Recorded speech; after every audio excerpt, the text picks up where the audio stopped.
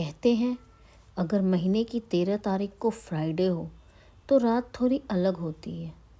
लोग इसे बदकिस्मत मानते हैं, पर निखिल के लिए वो सिर्फ बदकिस्मती नहीं, आखिरी रात बन गई। ये कहानी है एक हिल स्टेशन के एक पुराने हॉस्टल की, जहाँ फ्राइडे द 13th को कुछ ऐसा हुआ जो आज तक किसी को समझ नहीं आया। निखिल सेकेंड ईयर का स्टूडेंट था। उसका नया हॉस्टल शहर से थोड़ा दूर पहाड़ी इलाके में था।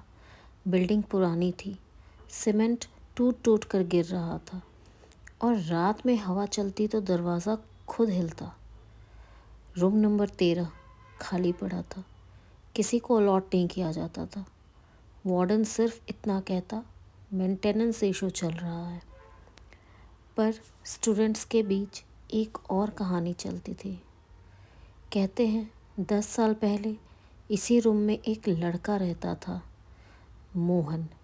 फ्राइडे द 13th की रात वो अचानक गायब हो गया। दरवाज़ा अंदर से लॉक था, पर रूम खाली मिला। बस एक चीज़ मिली, उसके बेड के नीचे से खून से लिखा नंबर 13। निखिल हॉरर स्टोरीज़ में बिलीव नहीं करता था। उसके दोस्त राघव और समीर ने चैलेंज दिया, अगर तू इतना डेयरिंग है तो फ्राइडे को, जो कि इस बार 13 तारीख को है, रूम नंबर 13 में अकेला सोकर दिखा। निखिल हंस रहा था, कहता है भूत वूत कुछ नहीं होता। वार्डन ने मना किया पर कीज़ मिल गई, बस एक रात के लिए। निखिल ने कहा। फ्राइडे आ गया, 13 तारीख, रात 11:45 पर। रूम खोला, रूम नंबर 13। अंदर से ठंडी हवा आई, जैसे फ्रीज़र खुला हो। रूम में एक पुराना बेड था, एक अलमारी और एक टूटा हुआ मिरर था। निखिल ने फ़ोन सेट किया लाइव रिकॉर्डिंग के लिए। यूट्यूब पे वायरल होगा, वो हंसकर बोला। 12 बज गए। लाइट एक बार फ्लिकर हुई, फिर साइलेंस, फिर किसी के चलने की आवाज़, पर रूम में कोई नहीं था। अब 12:13 हो रहे थे। निखिल ने मिरर में देखा, अपनी रिफ्लेक्शन के पीछे एक शैडो दिखी। वो तुरंत मुड़कर देखा, पर कोई नहीं था। फिर मिरर में दोबारा देखा, इस बार शैडो उसके बिल्कुल करीब थी और धीरे से मिरर पे उंगली से लिखा गया, you shouldn't be here. Mirror पर स्क्रैच की आवाज़ आई। निखिल का हाथ कांप गया।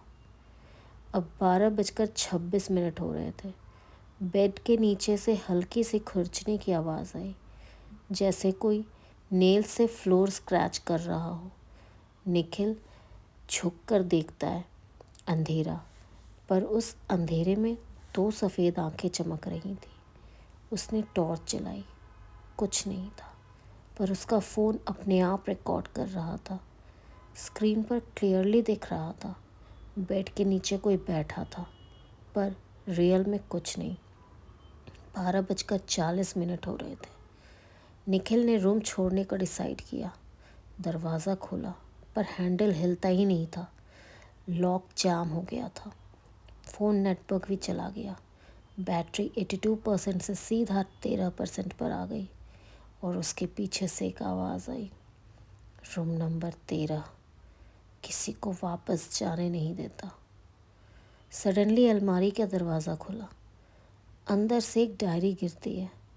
डायरी मोहन की थी। लास्ट पेज पर लिखा था, वो हर फ्राइडे द 13th को आता है। वो अपना रूम चाहता है। अगर कोई अंदर हो तो वो उसकी जगह ले लेता है। निखिल के पीछे से ठंडी सांस महसूस हुई। उसने धीरे से मुड़ के देखा, एक लंबा सा फिगर, चेहरा अंधेरे में, सर थोड़ा झुका हुआ, हाथ में पुरानी चेन और आंखें बिल्कुल सफ़ेद। निखिल चिल्लाया। दरवाज़ा ज़ोर से पीटा। लाइट कंप्लीटली बंद हो गई। सिर्फ इमरजेंसी की रेड लाइट जल रही थी। फिगर धीरे धीरे उसके करीब आया। उसने देखा, वो मोहन जैसा ही लग रहा था, पर स्किन जली हुई थी और उसकी गर्दन अजीब एंगल पे मुड़ी हुई थी।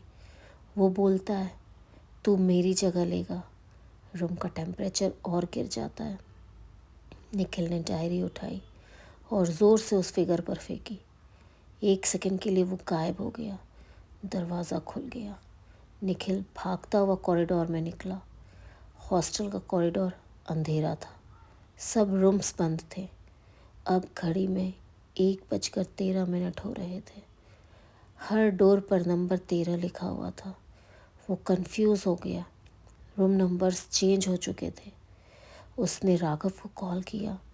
कॉल कनेक्ट हुआ, पर दूसरी तरफ से सिर्फ एक ही आवाज़ आई, स्टे। फिर कॉल कट हो गया। नेक्स्ट मॉर्निंग वार्डन ने देखा कॉरिडोर में सिर्फ निखिल का फ़ोन पड़ा था। रूम नंबर 13 फिर से लॉक था। अंदर कोई नहीं। फ़ोन की लास्ट रिकॉर्डिंग में दिख रहा था निखिल कॉरिडोर में भाग रहा है।